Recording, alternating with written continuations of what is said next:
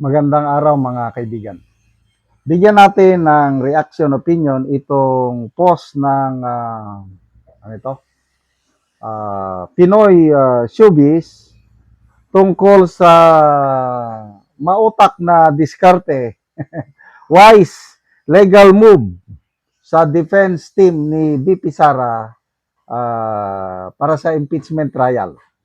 Nagkaroon po ng pre-trial conference kahapon. Mga latagan ng mga testigo. Yun. Ito, nang magkaalaman kung nagsasabi ng katotohanan, BP Sara to put Trillanes Madriaga on witness stand in impeachment trial. Isinabmit nila defense team ni Sara, BP, Madriaga, Trillanes ang kanilang mga testigo. Ano ba ito? Grabe.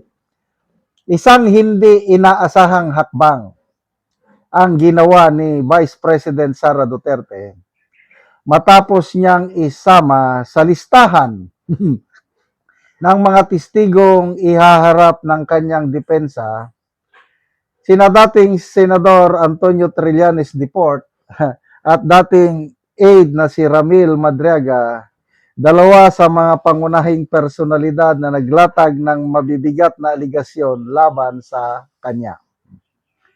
Sa pre-trial brief na inihain sa Senate Impeachment Court noong Hunyo 15, pinangalanan ng kampo ni Duterte ang 17 testigong inaasahang magsisilbing mahalagang bahagi ng kanilang depensa sa nalalapit na impeachment trial. Ang hakbang ay agad na nakatawag pansin dahil sina Trillanes at Madriaga mismo ang kabilang sa mga naging sentrong testigo ng Kamara sa mga aligasyong napakaloob sa Articles of Impeachment laban sa Vice Presidente.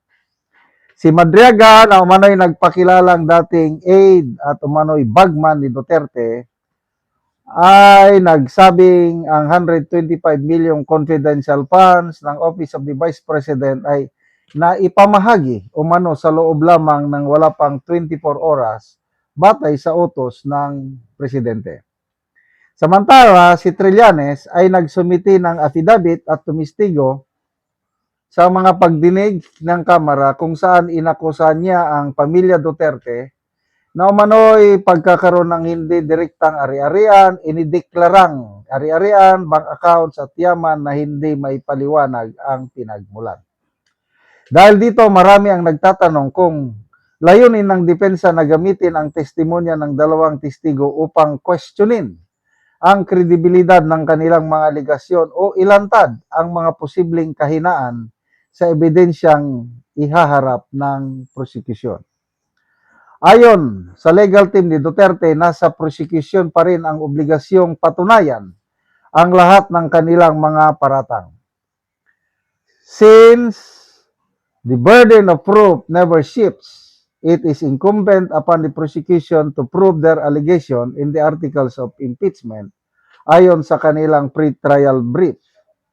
Bukod kina Trillanes at Madriaga, kabilang din sa listahan ng mga testigo ng depensa ang mga opisyal mula sa Office of the Executive Secretary, Office of the Ombudsman, National Bureau of Investigation, Anti-Money Laundering Council, Department of Foreign Affairs, Bureau of Immigration, Land Transportation Office, Philippine Statistics Authority at ilang financial institution. Sa kabilang panig, naghahanda rin ng House Prosecution Panel ng mahigit 30 testigo upang suportahan ang mga aligasyon ng graft and corruption, betrayal of public trust, bribery, culpable violation of Constitution, at iba pang mabibigat na paratang laban sa Vice Presidente. Inaasahan ding ihaharap ng prosecution ang mga ulat mula sa Commission on Audit, AMLAC records, government documents, testimonya ng mga whistleblower at iba pang ebidensyang nakalap sa pagdinig ng Kongreso. Ayan na!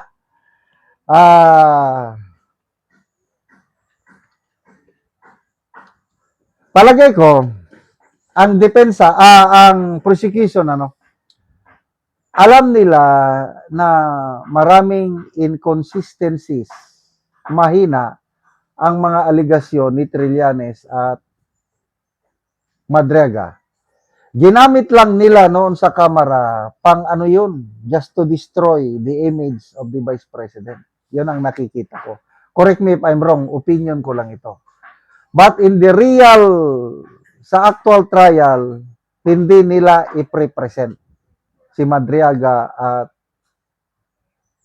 Trillanes. Kaya ito, napakagaling na legal move ng defense team ni BP Sara na i-require nila bilang defense witness sina Madriaga at Trillanes. At dyan na sila ngayon mabubutasan. So, dito pa lang, makikita mo na kung gaano ka wais yung legal prowess ng defense team ni BP Sara. Kasi mga batikang abogado na yan, wala na silang ginawa kundi lumaban sa korte, litigation. Yang si Mr. Attorney, excuse me, Attorney Sigfred Fortun, 40 years mahigit. Excuse me. 40 years mahigit ang kanyang experience sa trial. Grabe. Yan si Attorney Maria Sheila Sison, ilang beses yan na pili, nawardan as best lawyer in the country for so many years. Ganyan kagaling. Kaya humanda kayo ngayon.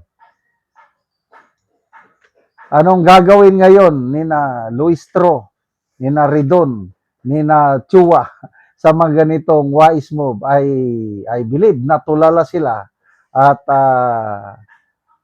I don't know kung anong gagawin nila. Ma-stop ba nila ang pag-stand defense witness? Malaking problema nila ito. So, congratulations sa defense team ni BP Inday Sara. Salamat mga kaibigan sa inyong pagsubaybay sa channel na ito. Nakakatulong kayo ng malaki sa tribong Talandig ng Bukidnon dahil ang income natin sa channel na ito is pantulong po sa tribo. Namimigay tayo ng libreng yero at pako para makapagpatayo sila ng mas maayos na tirahan. Panoorin niyo ang video na ito. Anak ko sa balay sa natagaan ng Mugero. So muna ni ang iyang atop nga yero. Mga dagko na gid kaayo ang iyang buslot mo na ni ang iyang itsura. So tungod sa kadugay na, so inaani na gyud dagko na kaayo og buslot. Wala na i-repair. Wala yero daw nga ika-repair tungod sa kalisod.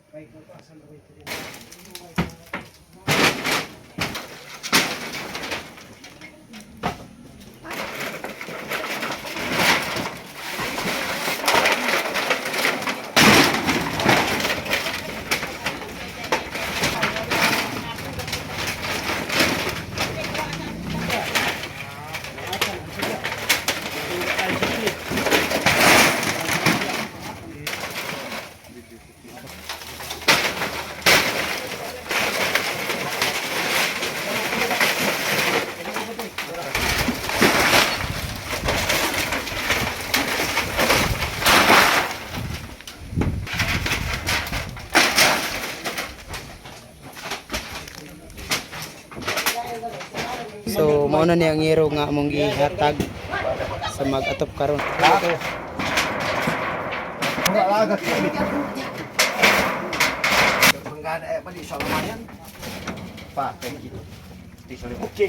Lalo na takang natin mo sa kaya kaya namin sa magpinsan.